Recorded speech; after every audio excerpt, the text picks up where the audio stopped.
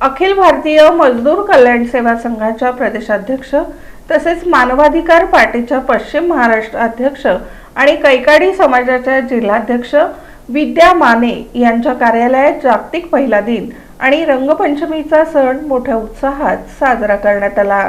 या कार्यक्रमात महिलांच्या सक्षमीकरणावर विशेष भर देत विविध सरकारी योजनांची सविस्तर माहिती देण्यात आली। कार्यक्रमादरम्यान महिलांना स्वावलंबी बनवण्यासाठी बचत गटांचं महत्त्व, विविध बँकांच्या कर्ज योजना तसंच शासनाच्या महिला कल्याणकारी योजनांचा लाभ कसा घ्यावा याबाबत मार्गदर्शन करण्यात आलं। महिलांनी आर्थिकदृष्ट्या सक्षम व्हावं आणि समाजात आत्मविश्वासाने उभं राहावं असा संदेश या कार्यक्रमातून देण्यात आला। यावेळी सामाजिक कार्यकर्त्या शशिकला वराडे यांनी महिलांना एकजुटीने पुढे येण्याचं आवाहन केलं।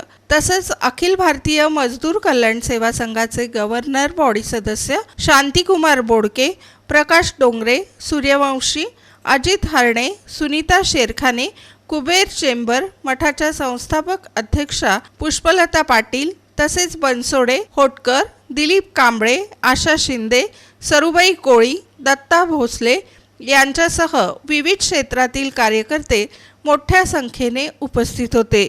कार्यक्रमाच्या शेवटी रंगपंचमीच्या निमित्ताने उपस्थितांनी एकमेकांना रंग लावून आनंदोत्सव साजरा केला। महिलांच्या सन्मानासाठी आणि त्यांच्या प्रगतीसाठी अशा प्रकारचे कार्यक्रम समाजात सकारात्मक संदेश देणारे ठरत असल्याची भावना उपस्थितांनी व्यक्त केली।